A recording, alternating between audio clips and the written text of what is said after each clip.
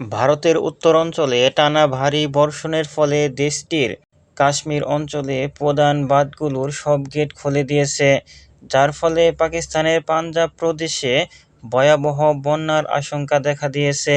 ভারতের এই পদক্ষেপের পর পাকিস্তান 3টি নদীর জন্য বন্যার সতর্ক জারি করেছে। ভারতের এই পানি ছাড়ার ফলে পাকিস্তানের পাঞ্জাব প্রদেশে 1.5 লাখেরও বেশি মানুষকে নিরাপদ স্থানে সরিয়ে নেওয়া হয়েছে। এছাড়া চলমান মৌসুমে বৃষ্টিপাতের কারণে পরিস্থিতি আরও জটিল হয়ে উঠেছে।